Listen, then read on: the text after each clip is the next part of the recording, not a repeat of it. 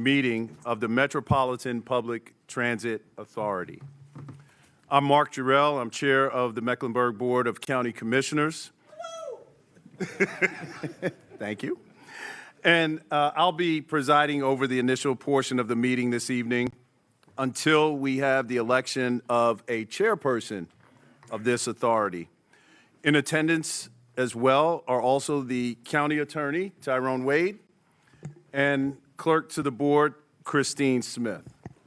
At this time, I'm going to ask everyone to do the following. I'm going to ask everyone to stand for the presentation of the colors by the Honor Color Guard from the Mecklenburg County Sheriff's Office. We'll do the Pledge of Allegiance and then invocation.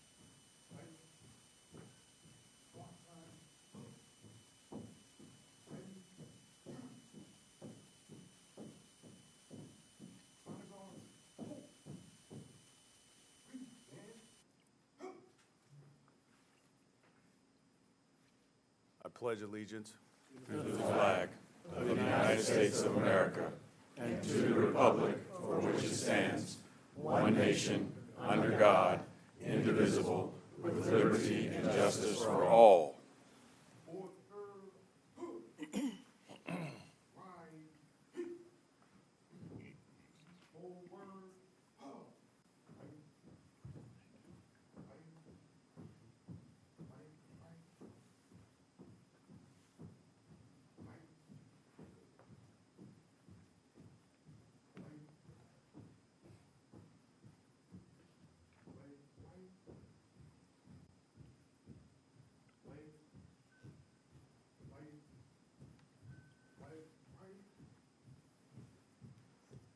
this time, I'll ask everyone to continue to remain standing. We'll have the invocation by Pastor Enrico White of Weeping Willow AME Zion Church.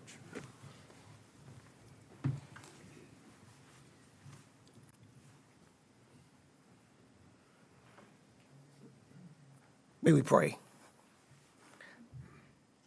Our Father, as we've gathered at this moment in time, in this point in history, this inaugural meeting of this Metropolitan Public Transportation Authority, we ask, oh God, your blessings upon this gathering, your blessings, oh God, upon this authority.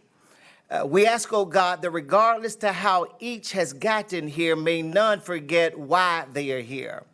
I ask, oh God, that you would just give direction, bring clarity, that they, oh God, may do that which is best for this metropolitan area.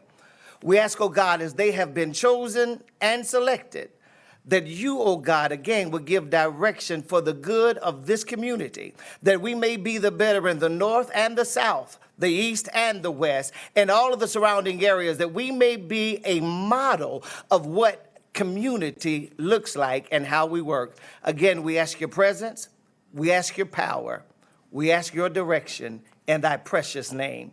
Amen. Amen. You may be seated. So I want to thank Pastor White and the Mecklenburg County Sheriff's Office Honor Guard. Next on the agenda is an announcement about public access. So for tonight's meeting, members of the public may access and view the meeting at mecnc.gov. Watch.mecnc.gov, the Mecklenburg County YouTube channel, GOTV, GovTV Spectrum, Cable Channel 16, Charlotte Area Transit System YouTube channel, and Charlotte Gov channel on YouTube. Now that we've gotten that out of the way, it's a historic moment, and let's give ourselves a round of applause for making it this far.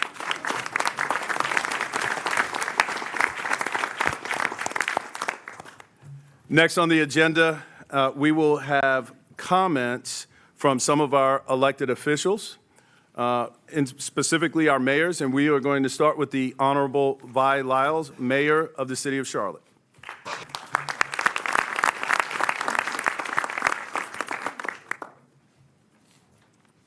Thank you very much for this opportunity.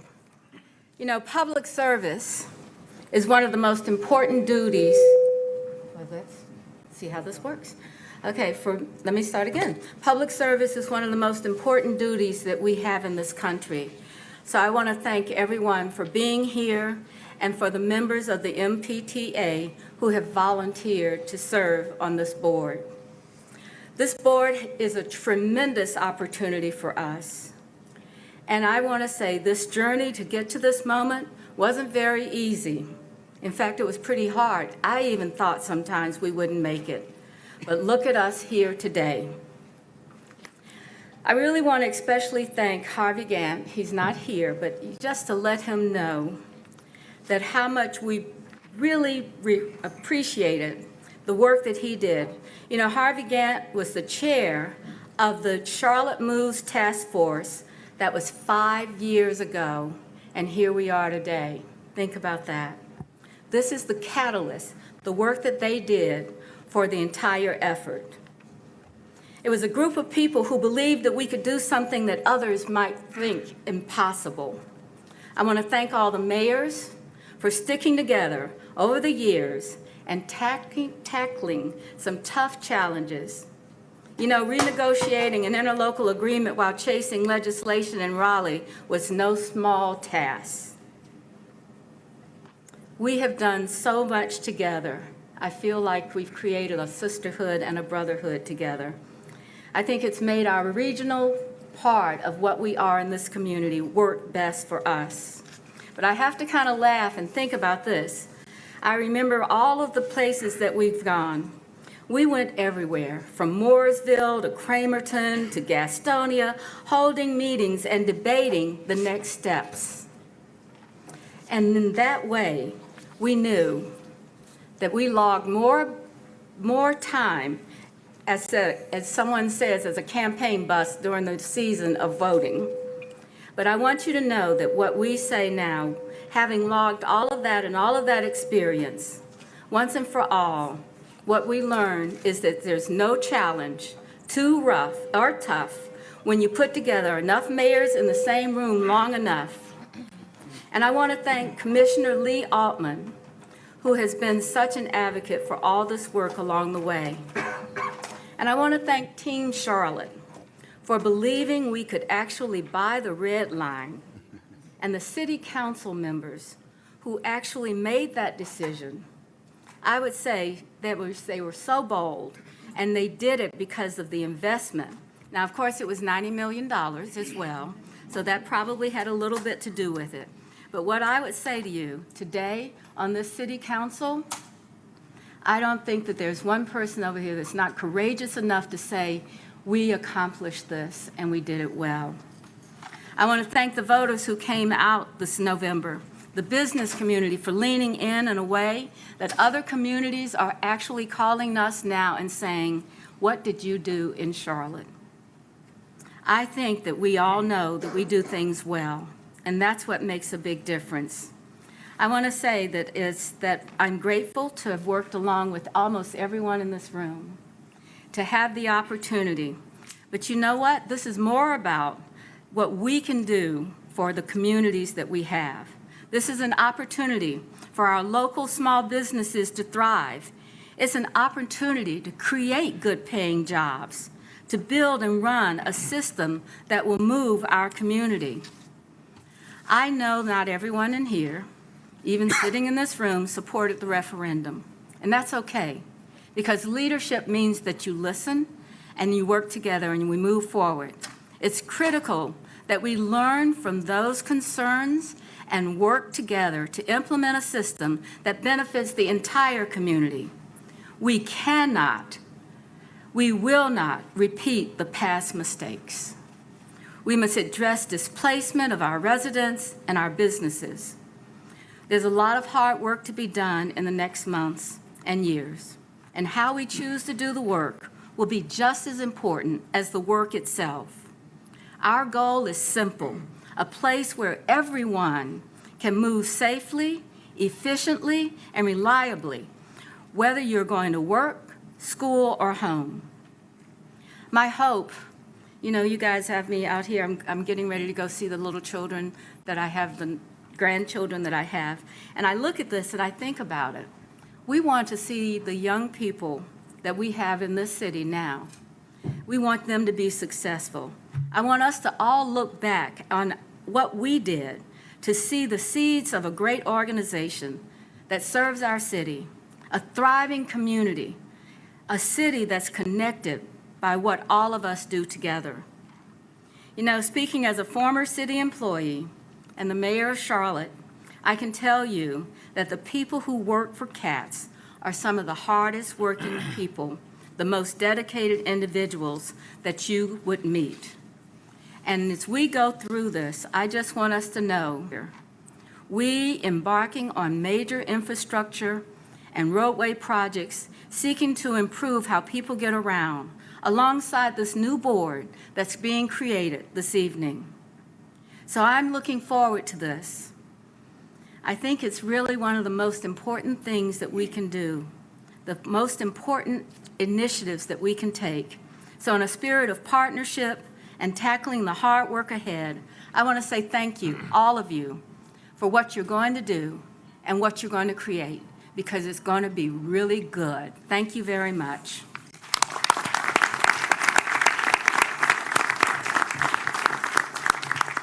Thank you, Mayor Lyles. Next up, we'll hear from the Honorable Rusty Knox, Mayor of the town of Davidson.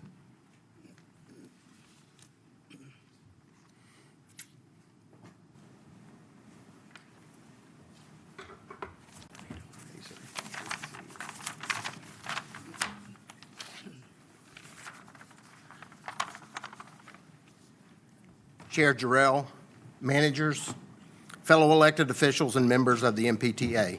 I'm Rusty Knox, Mayor of Davidson, and I'm the Vice Chair of the MTC. Tonight is something that we should all celebrate. Tonight is not just about the work that started 5 years ago when Norfolk Southern agreed to sell us the O-line. It's not the result of the half-cent sales tax from over 30 years ago that has funded many public transit projects. It's not the result of gaining funding for the CTC almost 50 years ago. Tonight is about leadership in our county, past and present, that has made it known that we believe in providing opportunity to all residents of our county, whether they choose to use public transit or have to use public transit. Mecklenburg County residents have given us the opportunity and the ability to show why people choose to move here, why businesses relocate here, and what separates us from other metropolitan areas in the country. Yours is a heavy lift. In light of the current environment and posture towards safety, security, and reliability in our CAT system, we are at a turning point. Not only are our residents of the county looking at us, but state and national interests are looking at us as well. My hope is that they look towards us, not at us, as a model for success. We have the opportunity to link our healthcare systems, our educational campuses, our business hubs and incubators, our employers and employees, to connect the sixth busiest airport in the world to the rest of the county and beyond. We have the opportunity to be the model that others aspire to be. None of this will be possible unless we work together. Your group, the MPTA, is our group. I believe that we've done an exemplary job in building this team. There can't be any special interest to take precedence. If and only if, as you work as a team of 27, can we be successful. I believe in public transit. I believe it changes lives. I believe it provides opportunities yet to be realized. And I believe that we can succeed and prove to everyone that we are better. Thank you.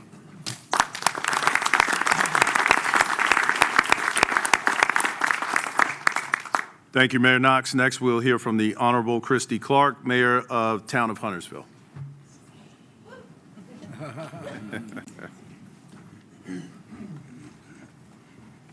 Good evening, chair members, members of the MPTA county leaders, fellow mayors, and honored guests. I am Christy Clark, Mayor of Huntersville, and it is an honor to be here for this inaugural meeting of the Metropolitan Public Transit Authority.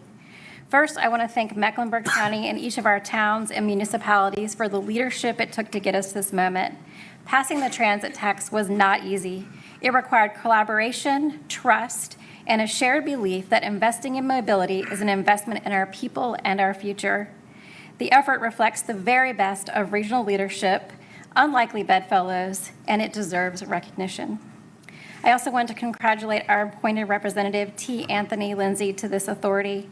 Serving on the MPTA is both an honor and a responsibility, and Huntersville is proud to have a voice at this table.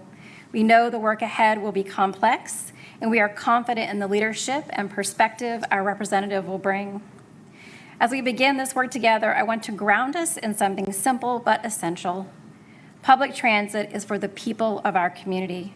It is for the nurse working a long shift, the student trying to reach a campus or training opportunity, the senior who wants to remain independent, and the worker who just needs a reliable way to get to and from a job.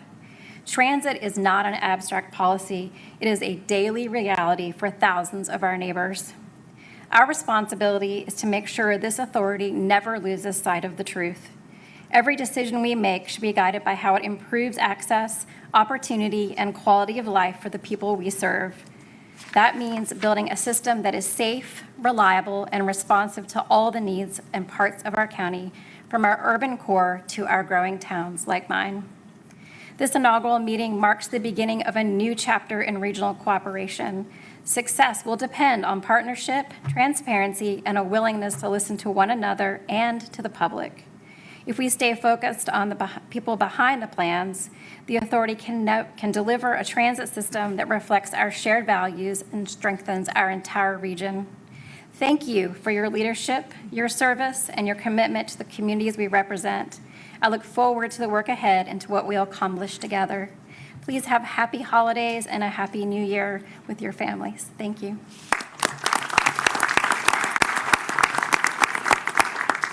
Thank you, Mayor Clark. Next, we'll hear from the Honorable John Higdon, Mayor of the Town of Matthews.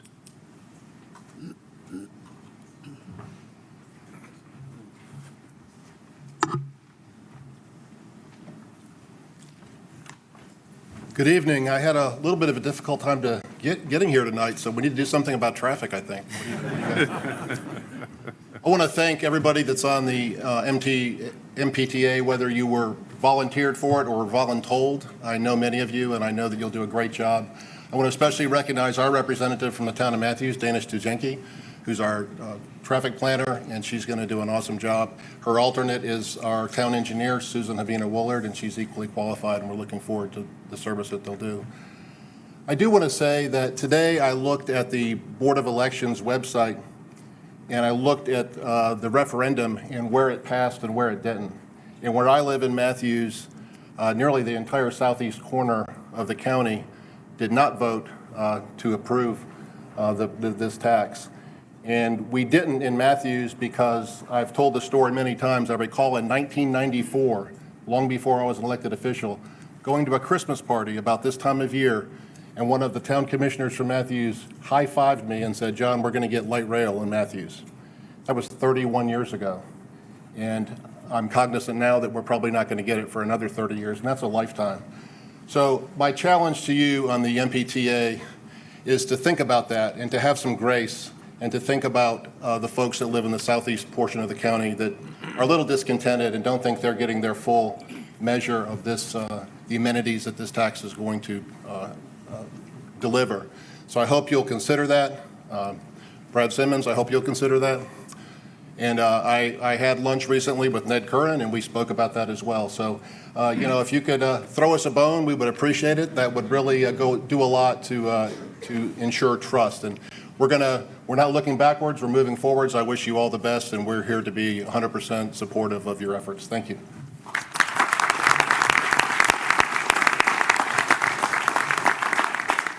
Thank you, Mayor Higdon. Next, we'll hear from the Honorable Dale Dalton, Mayor of the town of Mint Hill.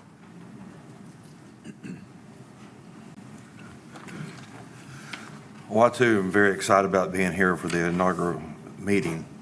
I've been a mayor for 1 week, in an hour 1 week. So I don't know a lot what's going on. Mayor Brad Simmons and Brian Welch kept me up as a mayor pro tem of the activity and what good it would be.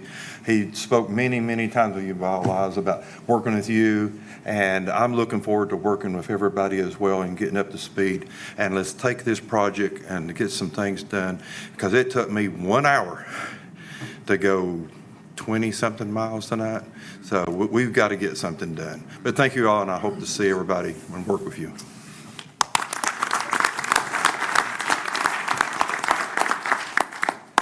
Well, thank you, Mayor Dalton, and I want to thank all the mayors for your comments and your partnership. At this time, what I'd like to do is recognize any elected officials that are present. If you're an elected official, if you are able to stand, we'd like to recognize you. Or wave your hand. All elected officials, please stand.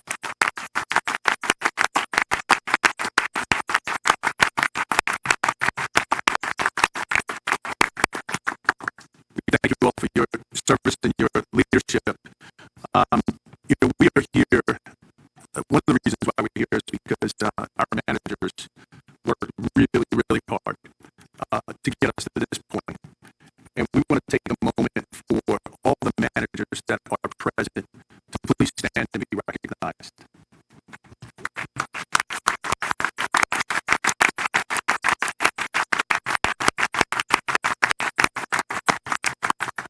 Certainly, we'd be remiss if we didn't send a shout out to all staff.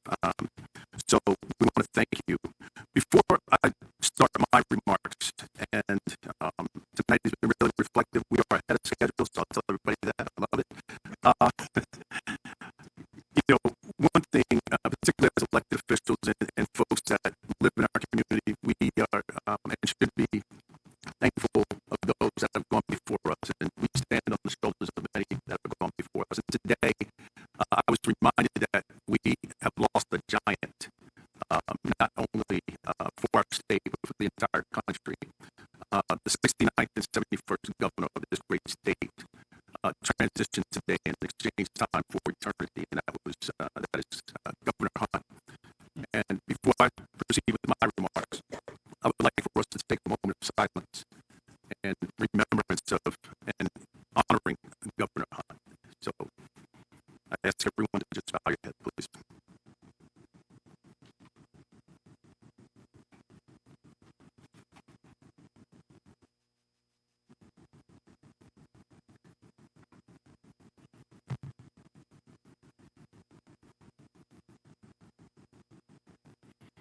Thank you. So we have heard from all of our distinguished mayors, and I also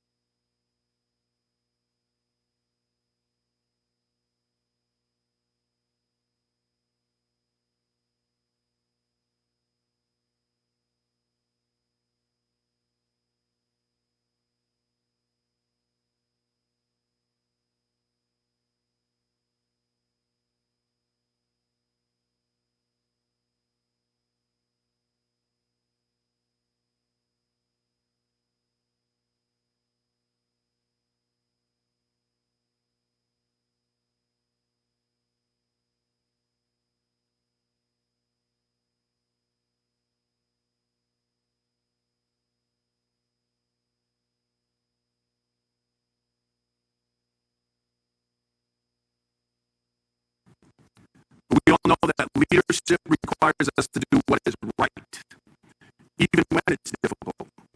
And today reflects exactly that. So I want to sincerely thank every stakeholder who showed up, who spoke up, who listened, who stayed engaged throughout this process. That includes our community leaders, our advocates, partners, staff, and most importantly, the residents of this great county.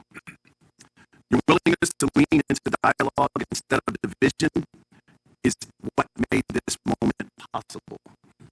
You helped shape something that's stronger. Today we sit here, it's more inclusive and it's more durable because it was built together.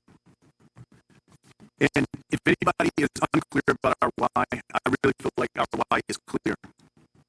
Our why is doing what's right even when the path forward demands patience, it demands courage, and it demands compromise. Our why is our children and our grandchildren, ensuring that the decisions that we make today create a future where opportunity is not determined by a zip code, it's not determined by a background, and it's certainly not determined by a last name.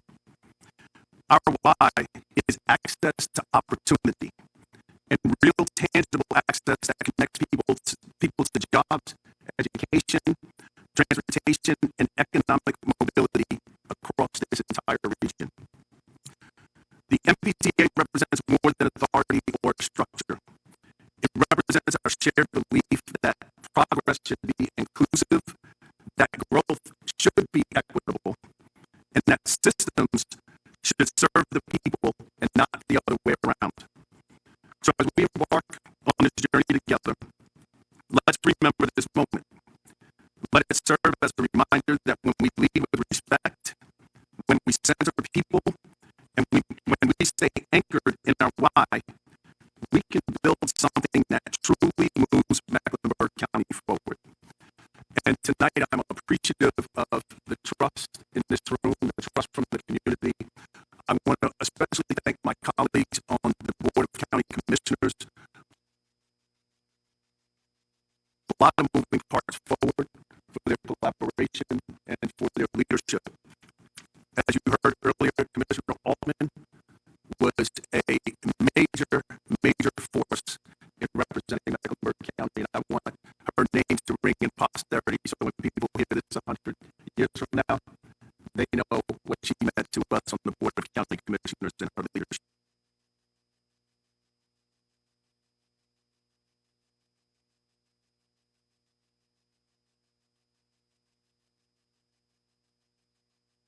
Together. Thank you.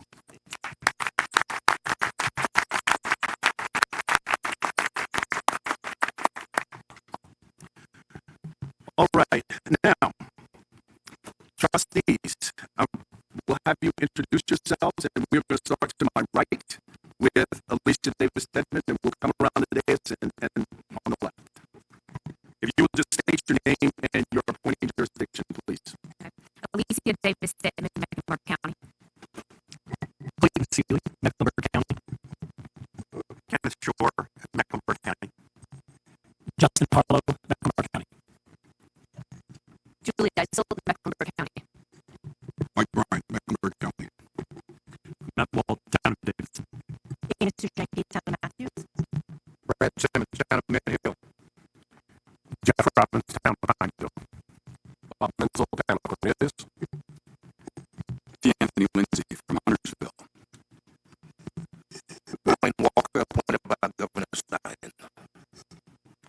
Ed Kern, North Carolina Senate.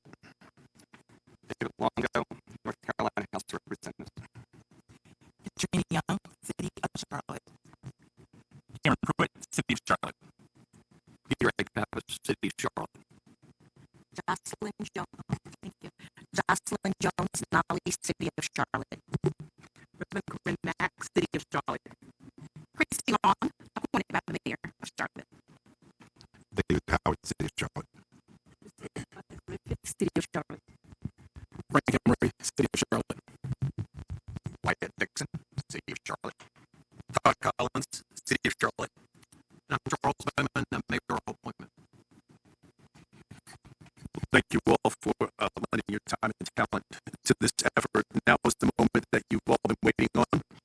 I will call on Mayor Lyles to administer the oaths of office, and I'm going to ask all trustees to please stand. You have, those of you that want to use a Bible, you have it at your seat.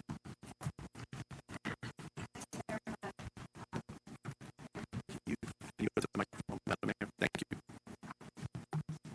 Thank you very much for this opportunity to stand here. Just a couple of weeks ago, we were doing this at the city, and so now you guys get to know what it's like. So I'm going to give you the oath of office, and we will do it as a group. So if you'll follow the instructions, first, the oath of office, please state your name. That's what happens when we do it too. Madam Mayor, Yes. can we ask them to raise their right hand? You can leave the Bible on the table. Place your left hand on the Bible and raise your right hand. So if you choose. If you choose. Please. So now let's go through the oath of office. Do you solemnly, I'll give you the remarks and then you'll repeat them. Do you, with your name, do you solemnly and sincerely swear that I will support the Constitution and laws of the United States?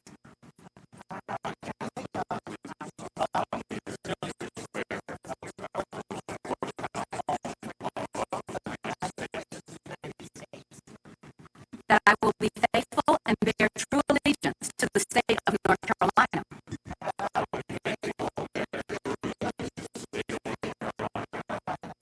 And to the constitutional powers and authorities which are or may be established for the government thereof.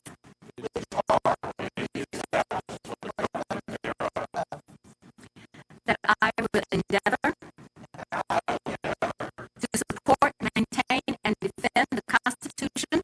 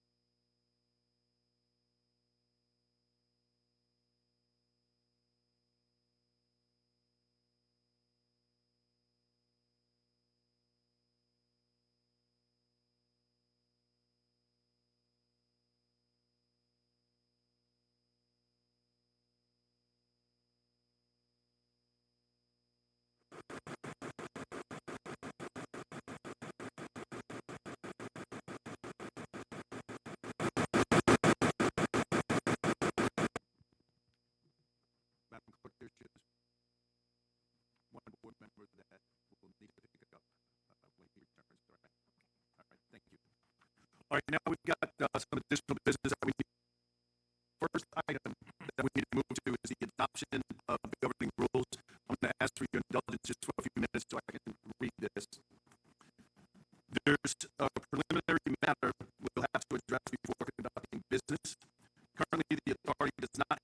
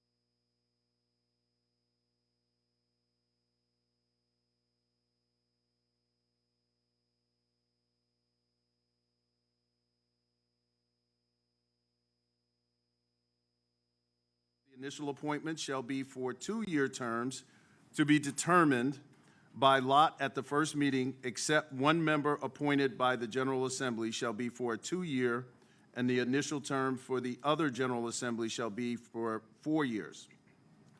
These also are to be determined by lot at the first meeting. For the viewing public, a red chip is a 2-year term, and a black chip is a 4-year term. So appointees, you are all seated together by, uh-oh. So appointees, you are seated together by entity, and staff is going to hold each of the 4 collection bags and walking to them one by one. And the clerical staff will be responsible for announcing the name of the trustee, jurisdiction, and what term they selected after each pull. Drum roll, please.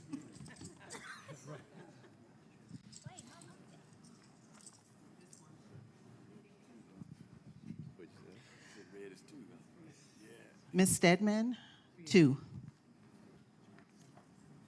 Boy.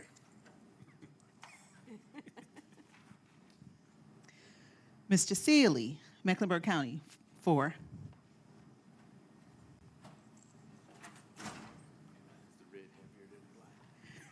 Mr. Shore, 4, Mecklenburg County. Mr. Harlow, Mecklenburg County, 4.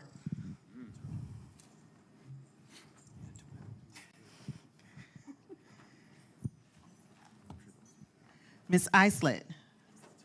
I'm sorry. Okay. 2. I'm sorry.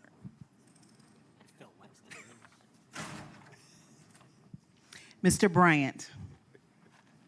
2.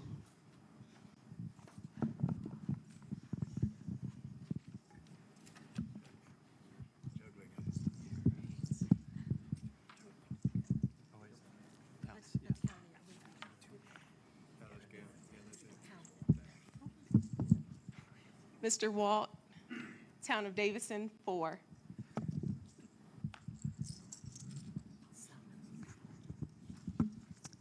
Miss Stujinski, Town of Matthews, 2.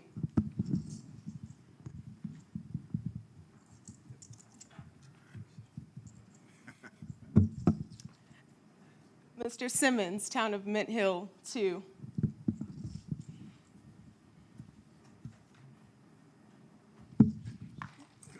Mr. Robbins, Town of Pineville, 4.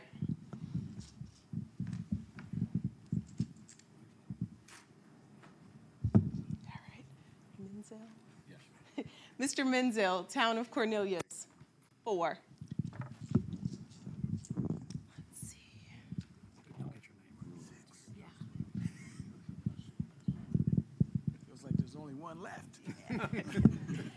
Mr. Lindsay, Town of Huntersville, 2. All right. All right. Six.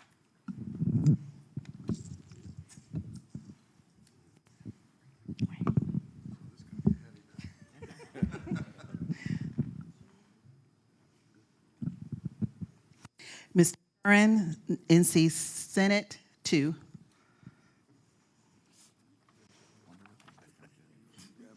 Mr. Longo, NC House of Representatives, 4.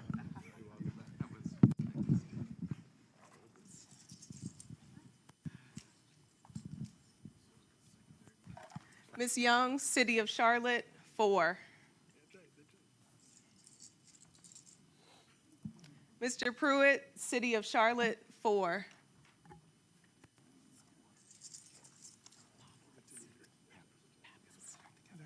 Mr. Pappas, City of Charlotte, 2. Thank you.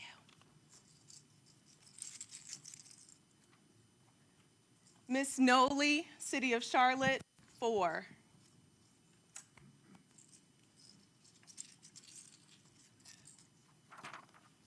Reverend Mack, City of Charlotte, 4.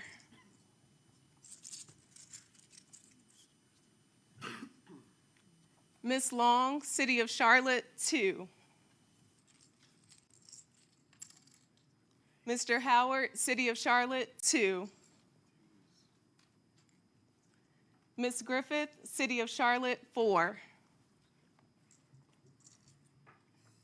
Mr. Emery, City of Charlotte, 2. Mr. Dixon, City of Charlotte, 4. Mr. Collins, City of Charlotte, 2. Oh, there it is. Mr. Bowman, City of Charlotte, 2.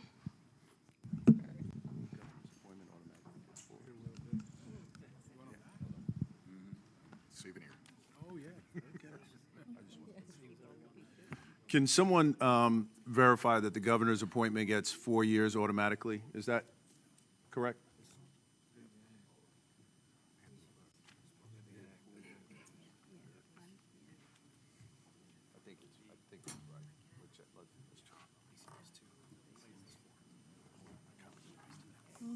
sorry. He has to pick. He has to pick. Okay, Madam Clerk, the governor's appointment is required to pick, to make a pick. You gotta have one each in there. All right, Doc, you have to make a pick.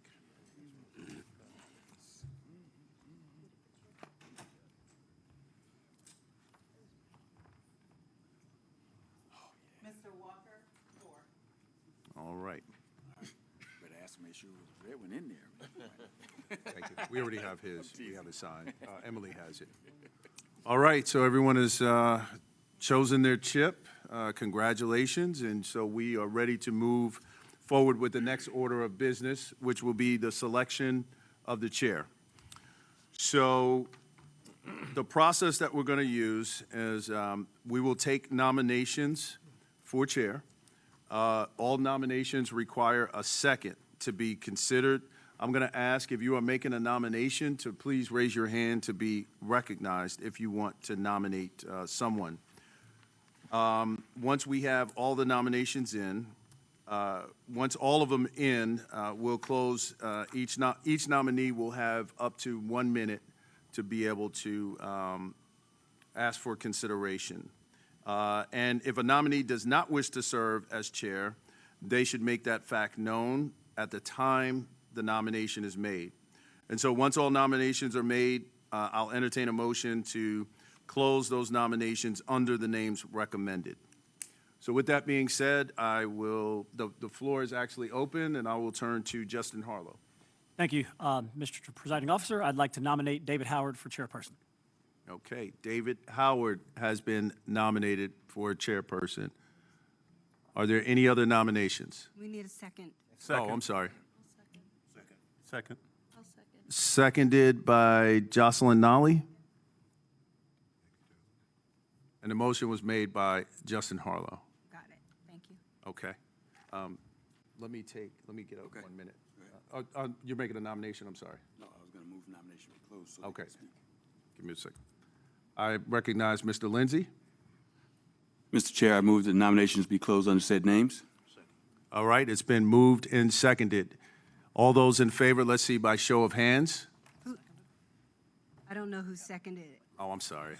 I apologize. Bishop Walker seconded it. Thank you, Madam Clerk. I apologize. We need a roll call. You do need a roll call. Yes, sir. Okay, give me 1 second. All right, Mr. Bowman, yea or nay? Yay. Mr. Collins? Yay. Mr. Dixon? Yay. Mr. Emery? Yay. Mr. Potter Griffith? Yes. Mr. Howard? I'm thinking about it, yes. Ms. Long? Yes. Ms. Mack? Yay. Ms. Nolly? Yay. Mr. Pappas? Yay. Mr. Pruitt? Yay. Ms. Young? Yay. Mr. Longo? Yay. Mr. Curran? Yay. Bishop Walker? Yay. Mr. Lindsay? Yes. Mr. Menzel? Yay. Mr. Robbins? Yay. Mr. Simmons? Yay. Mr. Jenke? Yay. Mr. Walt? Yay. Mr. Bryant? Yay. Ms. Isel? Yay. Mr. Harlow? Yay. Mr. Shore? Yay. Mr. Sealy? Yay. Ms. Davis Stedman? Yay. Okay, Madam Clerk, That is unanimous. that is unanimous.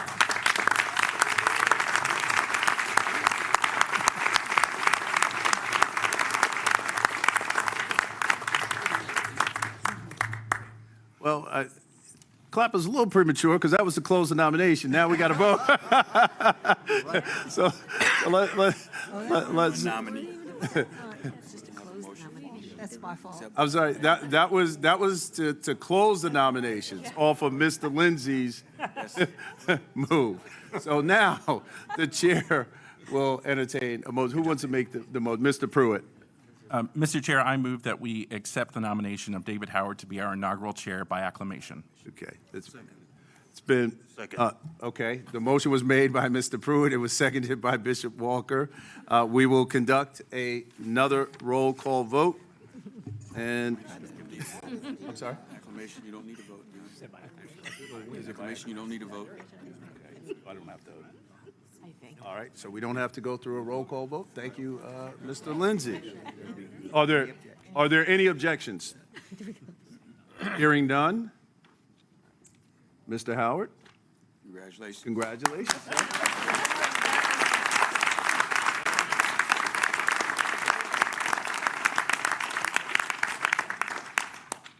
And with that, everyone, Mr. Chairman, I'm going to recommend that you come and take this gavel, number one.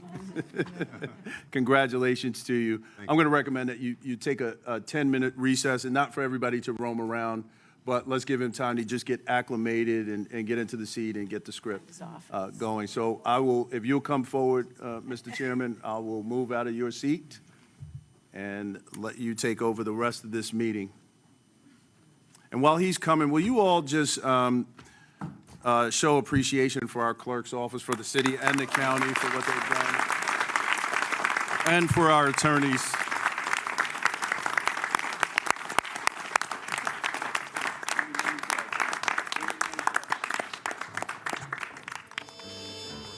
All right, Mr. Howard, I turn the gavel over. Yes, sir.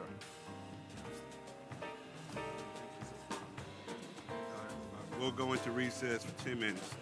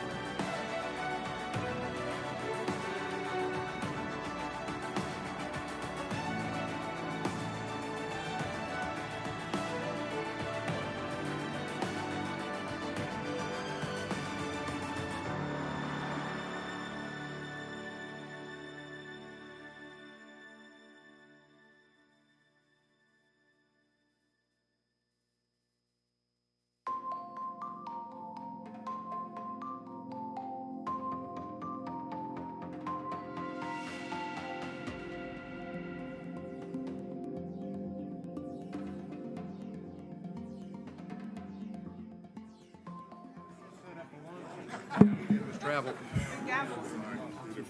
That sounds great. We're going to set up a little. I'm in. We've got some state legislative people that want to go and meet with us in their warehouse because we do need to be able to.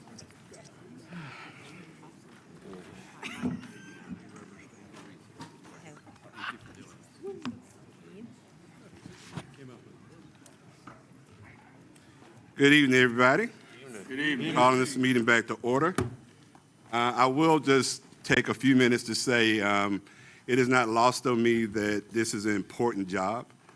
It's an important job not because of just who we are, but for the generations coming behind us. So I am looking forward to taking this journey with everybody around this table. Funny enough, I was sitting there thinking when I walked in this building, anybody from Charlotte at this table? So we remember when this was Ridgeway? We remember when this was Target? Yes. Remember when this was Freedom Mall, when this is where we came to hang out? Yep. So in a lot of ways, and I'm glad that the chair had the meeting on the west side, because a lot of what we need to do is to make sure that we treat everybody, no matter what part of the community, the same and they have access. That's right. So that's all I'm going to say on, and it is in District 2 of the CAT. So with that, thank you for the unanimous support. It is important as we go forward to show the city and debtors and everybody else that's going to be involved in this transition that we're together. So I'm hoping we keep that same spirit moving forward. Yes, me too. So the first thing we're going to do is going to take nominations for vice chair. So, Mr. Pappas. Mr. Chairman, I'd like to bring forward Frank Emery's name as vice chairman of our authority. And if I could just take 1 minute and say that, Mr. Emery and I served together on the North Carolina Board of Transportation for 2 terms back in the 90s. He's certainly well known in our community for all his civic and community work. I think he really brings a good perspective that our board can use with his background both in transportation and law. So I'm pleased to bring his name forward. Thank you, Mr. Pappas. And Peter, you're my friend. Let's do nominations, seconds, and then we can make questions on we can talk on the nominations, if that's okay. Sure, So second. I'd like to make a second. Second. Seconded by Mr. Bowman. Any comments on that? Any other nominations? Yes, sir. Mr. Chair, I move the nominations be closed under said names. Second. Okay. Please state your names. Make motions. Thank you. T. Anthony Lindsay. Seconded, Justin Harlow. Okay, with that, do I need to do a roll call? Not to close nominations. I don't. No, Okay, not so to close. nominations are closed. You would still need a vote, but we don't need to do a roll call vote. You could All right, just, so it's been properly moved and second that we close on said name. All in favor, let it be known by saying aye. Aye. Opposed, the same sign. It carries. All right, so now I need a motion to move forward with that name. So moved. now we do need a roll call vote. Yes, sir. Mr. Chair, I move a motion. I move that we accept the nomination for Mr. Frank Emery by acclamation. Second, Seeley. It's been properly moved in second. No other unreadiness. We'll go around the room and we'll start on this side this time. How's that? Mr. Bowman? Yay. All right, Mr. Collins? Yay. Mr. Dixon? Yay. Mr. Emery? Yes. Ms. Griffith? Yes. Ms. Long? Yes. Reverend Mack? Yay. And Ms. Jones? Nolly? Yes, yay. Mr. Pappas? Yay. Who is that? Mr. Pruitt? Yay. Ms. Jones? Yay. Mr. Long? Yay. Longo? All right, Mr. Curran? Yay. Bishop Walker? Yes. Mr. Lindsay, yay. Lindsay? Mr. Menza? Yay. Mr. Robbins? Yay. Mr. Simmons? Yay. Mr. Jenke? Yay. Mr. Walls? Yay. Okay. And Mr. Bryant? Yay. Ms. Isel? Yes. Mr. Harlow? Yay. Mr. Shore? Yes. Mr. Sealy? Yay. And Ms. Stedman? Yay. Congratulations, Mr. Emery.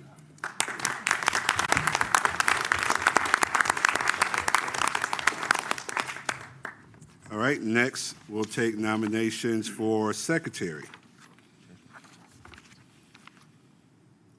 Mr. Bowman? Chairman, I'd like to nominate Christy Long for the office of secretary. I was going to second. That's fine. No, no. Been seconded? Frank Emery, but this is Any other nominations? Yes, sir. I'd like to nominate Reverend Corinne Mack for secretary. Is there a second? I'll second that. All right, so we have 2 people. Is there any other nominations? Get a, Move to close the nominations on the 2 said names. Second. it's been properly moved that we close on 2 set names. It was moved by Mr. Harlow and seconded by Mr. Mayor Simmons. So call for the question. It's been properly moved and second. All in favor, let it be known by saying aye. Aye. Opposed, the same sign. Then it carries. All right, so in the order of nominations, Ms. Jones, Ms. Long, you will get a minute, and Reverend Mack, you'll get a minute as well. So, Ms. Long? Certainly. Thank you for the opportunity to serve on this inaugural board. I've spent my career. Can we pull the microphone?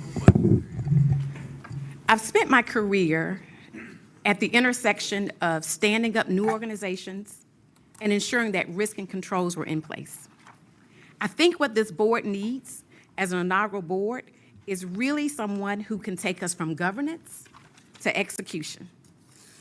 I think that with my experience in a heavily regulated environment, I'm the right person for this role. I made a few notes, and so I'll be brief. I'm comfortable moving from out of order to simplify. I bring a risk and control discipline. I know how to partner with power, not compete with it. I communicate in a way that reduces friction. So today I ask for your vote for secretary. Thank you, Ms. Long. Reverend Mack. Good evening. I spent 20 years working in the New York City Transit Authority as the vice president for the union. I actually operated trains. My responsibility was over 40,000 members, and I had a staff of 38 people that I actually served for the 20-year period. I've been the president here for the Charlotte McBride branch for 11 years. All those responsibilities takes detail. Also takes an opportunity to interact with people from very diverse communities. I can articulate well, I work with people well, and I hope that I get your vote tonight. Thank you so much. Thank you both.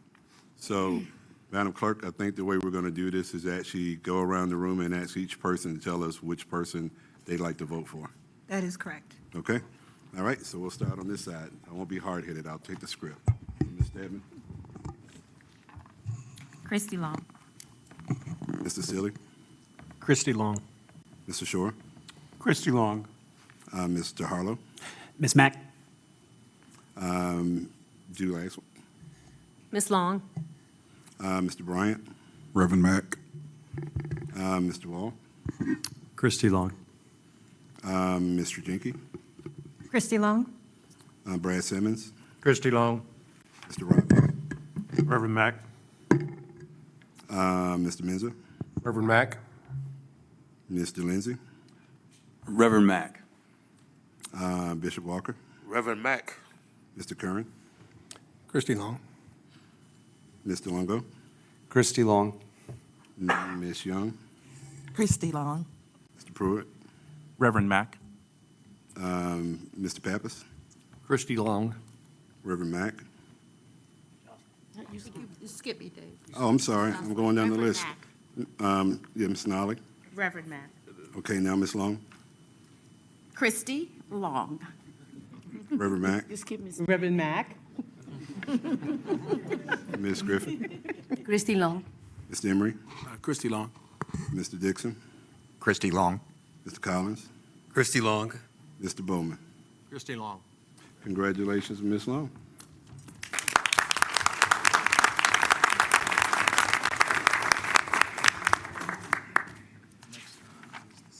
Next is treasurer.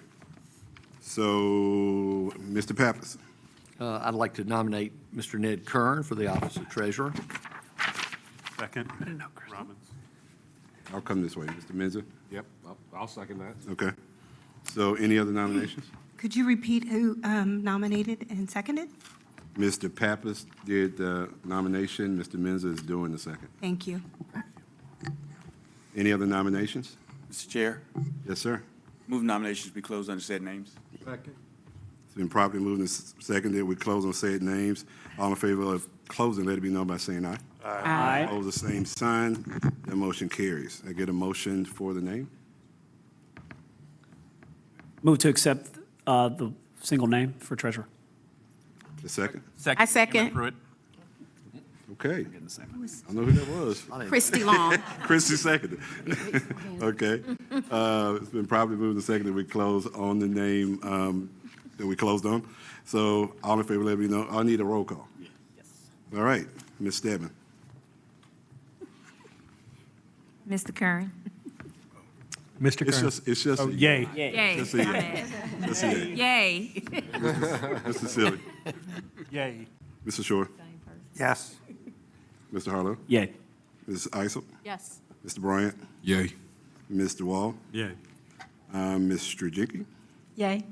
Mr. Simmons. Yay. Mr. Robbins. Yay. Mr. Menza. Yay. Mr. Lindsay. Yay. Reverend Walker. Yay. Mr. Kern. Yay. Mr. Longo.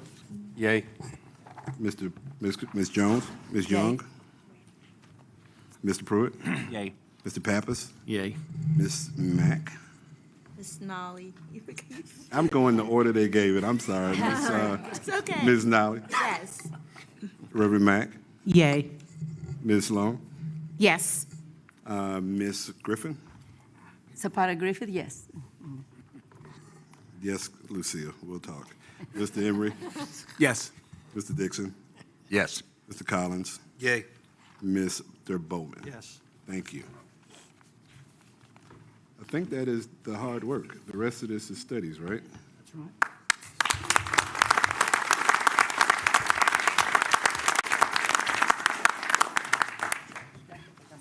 Lucia, Mr. Reverend Bishop, and Bishop Walker and I served on the Planning Commission together, so you're going to see us take jabs at each other every night. So, with that, we move forward with the business at hand, which is the studies. Is there somebody going to give us a report on the studies, or are we just going to move forward with them? Yes, Mr. Chairman. Take a moment to get them Yes. Thank you. All I have.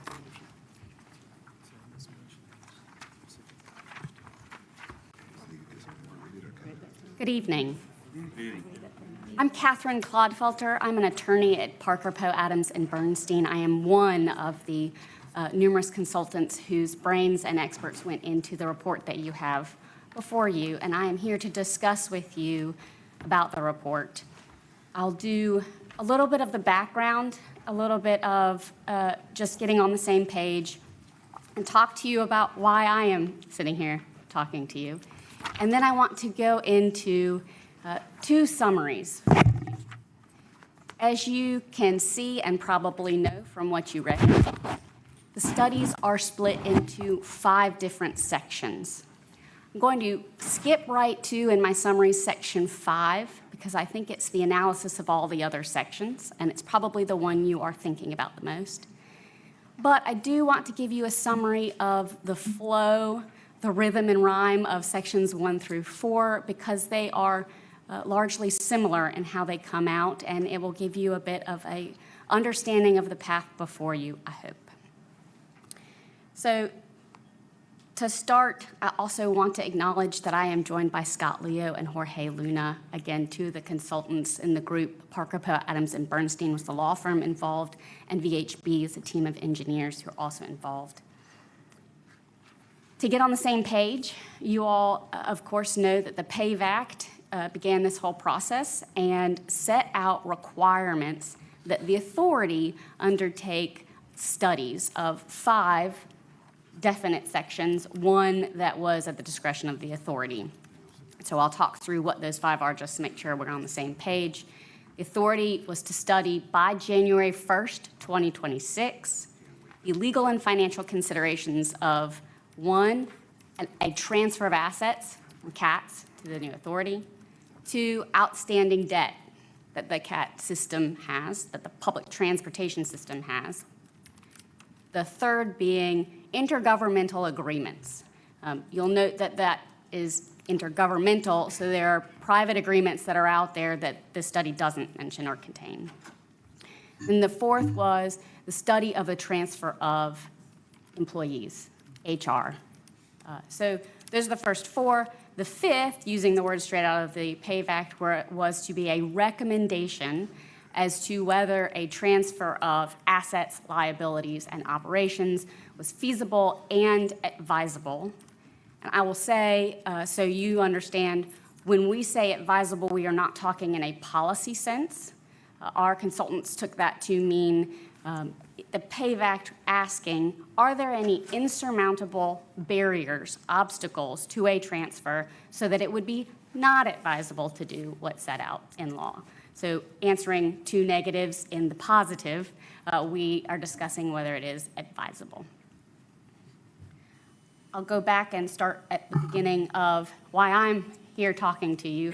Again, as you can appreciate, given that it's December 18th and the study is due on the desk of certain other parties by January 1st, there was a very limited time to be able to accomplish what this body needs to accomplish. The Metropolitan Transit Commission directed the city to move forward with the study so that this body would start on the right foot on day one and get the information that you need to move forward. So consultants were engaged to perform the study that sits before you. How did we do what we did? We, again, with the limited time, took this as an opportunity to seek comprehensive but certainly not exhaustive information about the transfer. So imagine the amount of documents that are related to the assets, and you don't just have to imagine, you will come to find out, related to the assets, the number of intergovernmental agreements, the number of debt instruments, and then, of course, the HR aspect of all of this. For each of those studies, the team asked for, again, comprehensive data from the city, from CATS or other departments to be able to look through and better understand not just a system in general of transfer, but issues unique to CATS.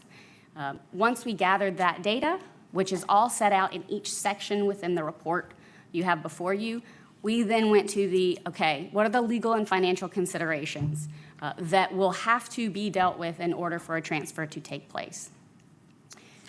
The legal and financial considerations are also by no means exhaustive.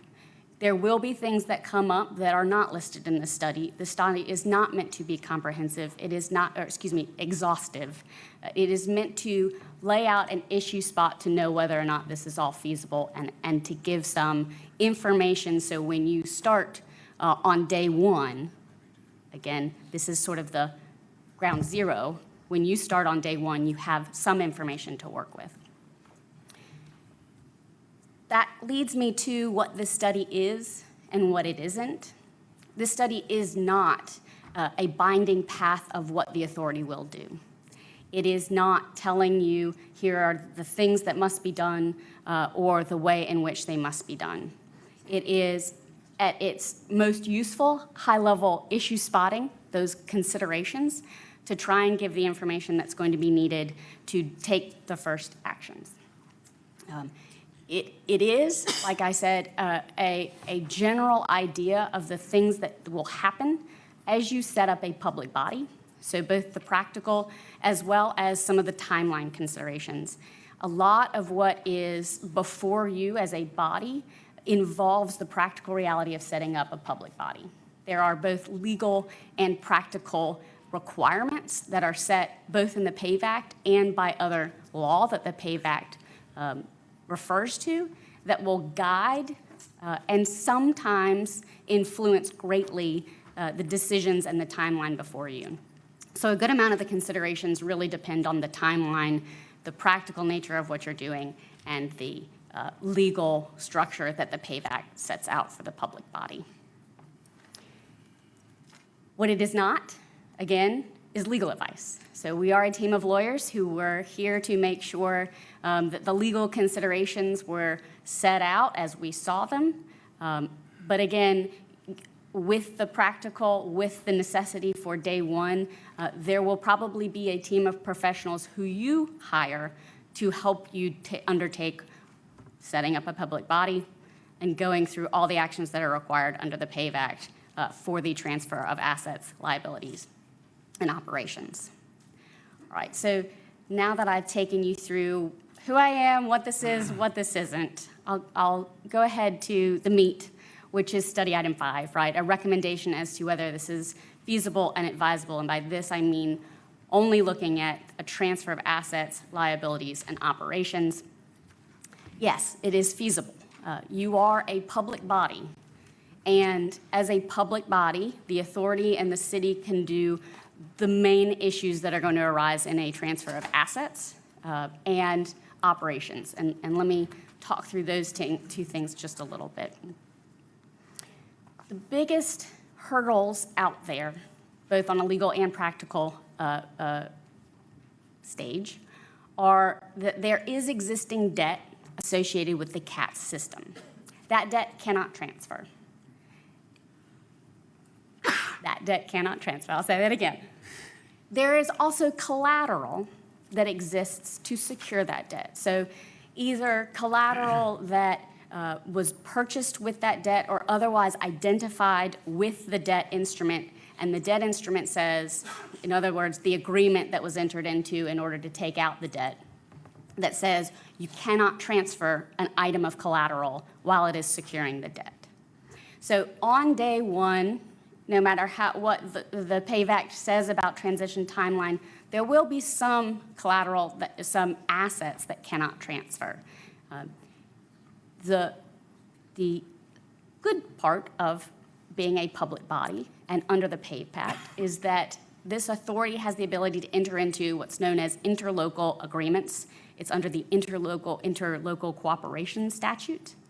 That will allow the authority and the city to undertake a time of use and operation of the public transit system that exists while some assets remain with the city, with the debt, and while some assets are able to transfer and operations able to transfer. So you have those tools as not only a public body, but importantly because the PAVE Act says you do. And so it is feasible to get over that hurdle of the debt remaining in place. The other practical hurdle to think through, again, and I've said this before and I can't say it enough, is the amount of work that's really necessary just to set up a public body.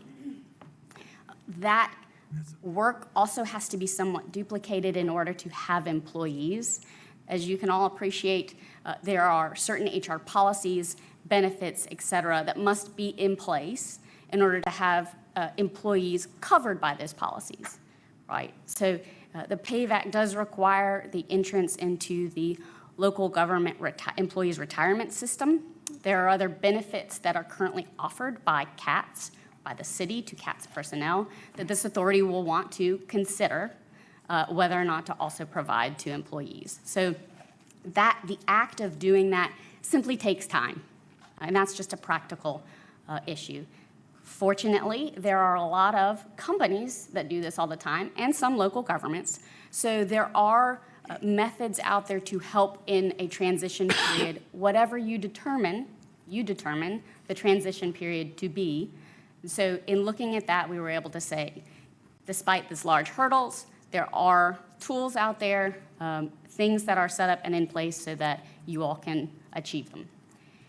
I've said all these things a little bit squishy because, again, one of the main thing is timeline drivers, and a lot of the timeline will be decided by the authority on day one. These are not things that the study sets out.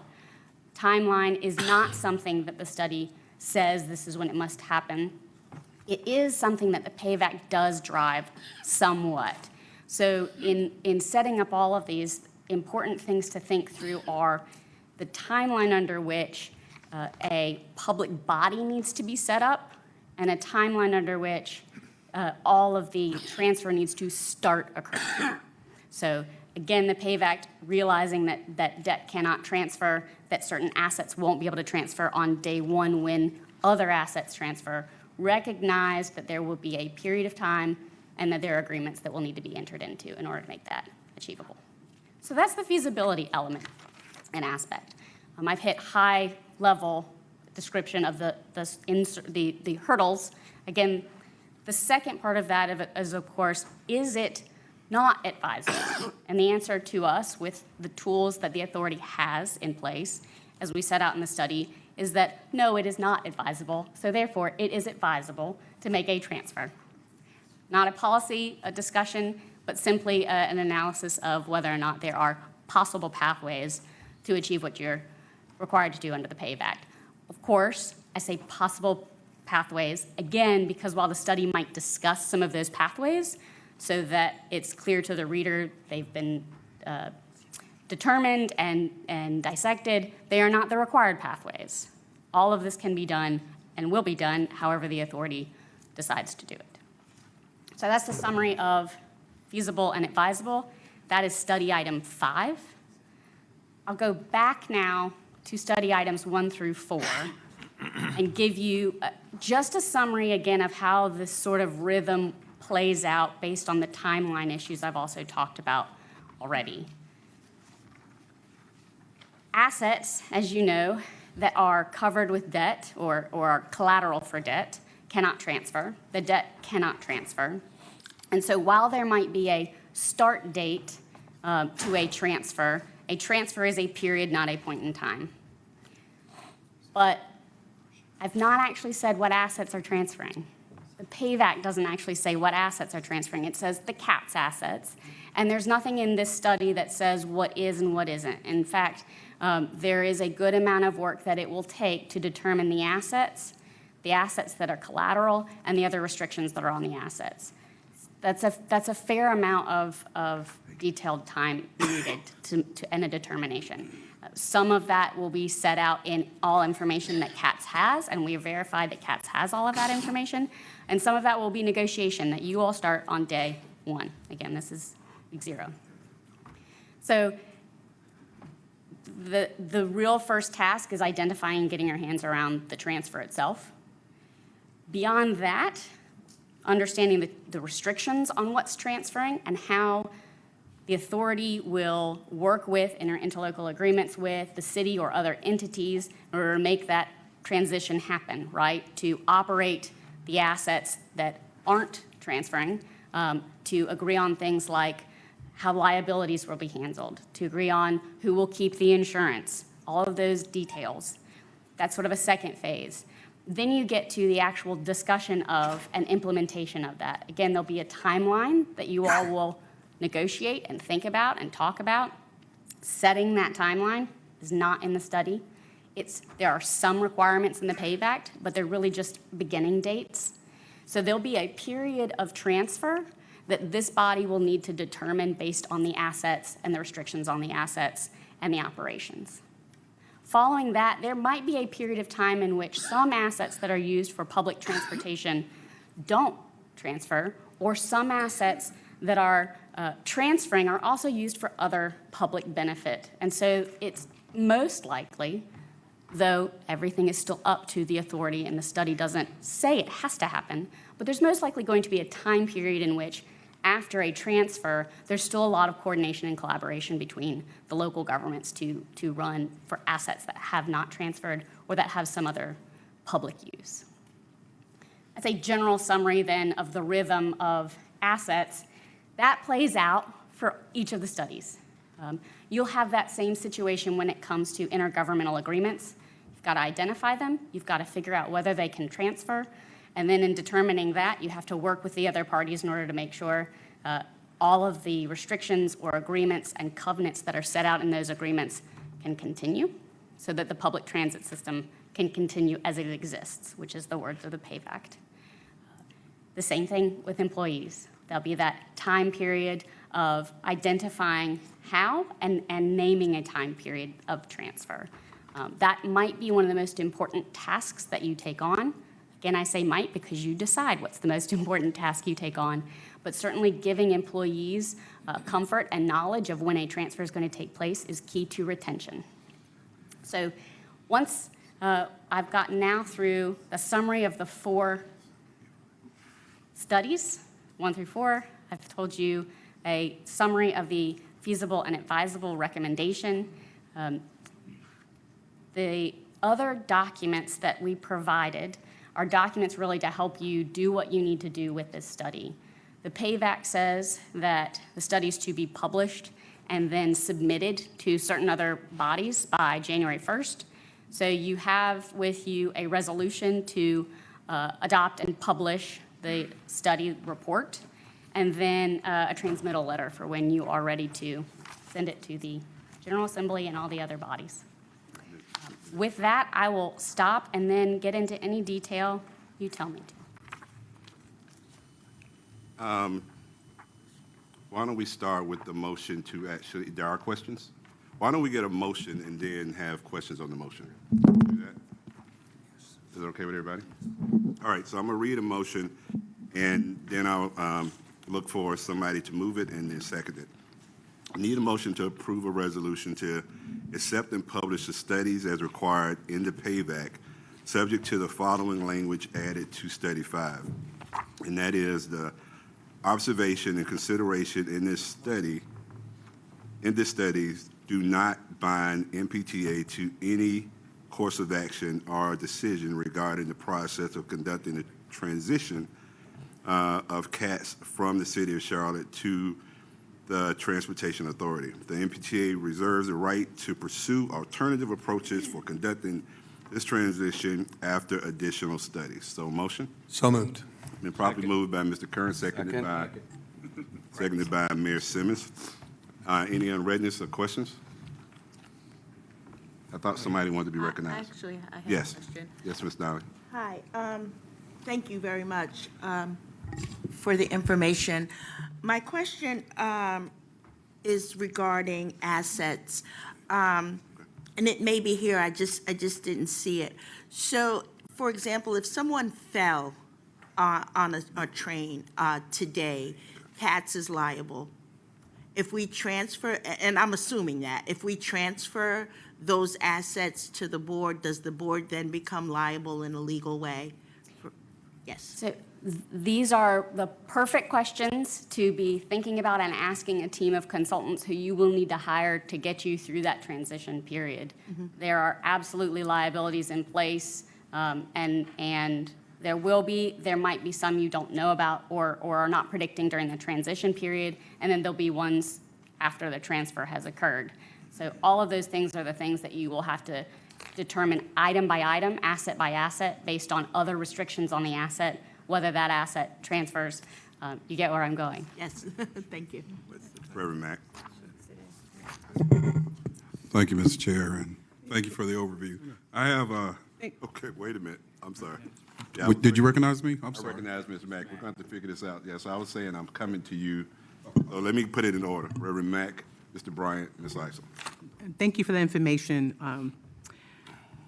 Just based on your response to Jocelyn a minute ago, there is some unreadiness for me for us to take on the responsibility of all assets in such a gray area and a gray period. And so I would like for you to further explain to us what that time period would look like if you have that information right now in terms of responsibility and liability. And if you can give us additional information regarding assets. And am I correct that the time period you're wondering about is the time that you have to think about and consider these things? That's correct. Under the PAVE Act, you have, and I'll give you a little background. Maybe I'll start by answering. The period of transition is up to you. The start date has some requirements. The time for each individual asset might have some requirements, but in general, this is something that the authority is in control of, in conjunction with other entities with whom it will need to come to some agreements about assets in general. So let me give you a little bit more background with that answer. Under the PAVE Act, within a year that the PAVE Act is enacted, you will need to stand up basically the public body. It doesn't yet require any asset transfer. That is July 1st, 2026. So the tasks before you really are setting up the public body, and then, of course, identifying assets is probably something that should happen as soon as possible if the timelines are, if the authority intends to move forward as fast as possible. I'll say it that way. There's a second time period requirement under the PAVE Act, and that is that assets must start to transfer as of the date, as of the effective date of the tax that the PAVE Act enabled. So that's your second time period. It says start for very important reasons, right? Some assets can't transfer if they have debt outstanding. There may be other restrictions on debt, but this authority is also able to make those decisions about what transfers and how. It may also be that there are other agreements that need to be made with other entities who are also involved in the assets. So my squishy answer back to you is there are two important time periods under the PAVE Act, but largely that is for you to decide. And I'm going to help us, because I know they said we could be here at 10 o'clock, but we're not going to be here at 10 o'clock. So I want to just level set and make sure that this statement is true. This was really information to prep us to get ready for the work we have to do. So there's nothing in this binding at all. This is just information to get us started. Correct, Chairman I Howard. just want to make sure if we're asking questions, this is not, we're going to talk about this for months, if not years. So let's not try to solve it all tonight if we don't have to. Manager Bryant. Thank you, Mr. Chair. Appreciate the orientation to the different study items. And the answer to my two questions may be in the greatest squishy, and I'm fine with that. And to our chair's point, we can sort through that. However, I'll still ask my question regarding the debt that will, the assets that will not transfer that are associated with outstanding debt, though you said some of that can transfer, if I followed you. But regarding the assets that will not transfer, the debt payments, will that be from the City of Charlotte, or will that come from the authority? There are provisions under the PAVE Act that do require that the taxes, if they are currently taxes going to the city to pay for that debt, must continue to flow to pay for that debt. That's helpful, because the county receives some pass-through sales tax revenue associated with that, so I appreciate that. And then my other clarity question is, once the outstanding debt is retired for those assets that do not transfer over, then at that time, it can transfer over. The asset can transfer to the authority, and the interlocal agreement that you referenced would be null and voided? I'll take this in two parts. Okay. So for the first, outstanding debt is one of the biggest hurdles. Each asset might have its other restrictions on it, so that's a consideration. And an interlocal agreement may or may not set its term date based on the debt outstanding and retiring. That, again, is something to be negotiated. Okay, thank you. Try something new. Trustee Eisel. Thank you, Mr. Chair. I just have a question, if you could clarify in this, what happens with the litigation against the city and Katz, the existing litigation on the Gold Line? What happens with that litigation? How is the authority impacted by that? It is litigation concerning assets that are related to Katz, and so that would be a point of discussion and negotiation for the entities involved. Okay. Thank you. Mr. Menza. Trustee Menza. Thank you, Mr. Chairman. The one thing I haven't heard you talk too much about are the grants. As I read through the study, there's about over $1 billion worth of grants from the FTC or FTA, and then there's another $300 million from the state of North Carolina. How did that impact your study as far as feasibility and advisability? It follows very much in line with the other outstanding debt instruments, but they all are, unlike the debt, a lot of it depends on approval from the federal and state government to transfer those agreements. Each grant has with it accompanied an agreement with the state or with the federal government, whoever's doing the granting. And currently, those agreements contain covenants that say transfer won't occur without approval. There's not an expectation in doing our review of the assets and the liabilities that there'd be any reason not to approve, but that's a process, right? So you have to work with those bodies. The second issue in having those grant agreements is that not only would the grants transfer and the assets with the grants, but the covenants that remain in those agreements would also be expected to transfer, most likely. Federal and the state government are probably going to have the same requirements of the authority as they do the city. So one of the main factors that will have to be considered is whether or not and when the authority can meet certain grant obligation requirements. There are things that might be more administrative, like reporting requirements that could be agreed to by either party or any entity involved. But there might also be some other qualification requirements, federal or state qualifications. There is a phrase called designated recipient that I will not get into details about, but essentially meaning that the federal government gets to pick who the grant goes to, gets to approve, the governor's involved in that. So there are some approval processes that are required that we don't see as an insurmountable hurdle, but it's one of the practical things that needs to go through. There are also some practical issues on the authority being able to comply with the grant agreements and the city still being able to comply with the grant agreements. So this goes for both bodies and will be something that probably needs coordination. Thank you, Mr. Chairman. All right, I'm going to move us on to vote. In fact, I'm going to just make one comment. We have to do this by the end of the year, so if we don't do it tonight, we have to call another meeting. All right, so let's start with the motion over here on this side. Ms. Stebbins. Ms. Silly. Yay. Mr. Sear. Yes. Mr. Harlow. Yes. Ms. Eisel. Yes. Mr. Bryant. Yay. Mr. Walt. Yay. Mr. Jenke. Yay. Mr. Mayor Simmons. Yay. Mr. Robbins. Yes. Mr. Menza. Yay. Mr. Lindsay. Yes. Bishop Walker. Yay. Mr. Curran. Yes. Mr. Longo. Yes. Let me get this right this time. Ms. Young. Yay. Mr. Pruitt. Yay. Mr. Pappas. Yay. Ms. Nolly. Yay. Ms. Mack. Yay. Ms. Long. Yes. Ms. Lucia Zavada Griffin. Yes. Mr. Emery. Yes. Mr. Dixon. Yes. Mr. Collins. Yay. Mr. Bowman. Yes. That passes unanimous. Thank you all for that. And with that, just a couple of other small things. I want to again congratulate Mr. Emery, Ms. Long, as well as Mr. Curran, as the new officers of the inaugural MPTA.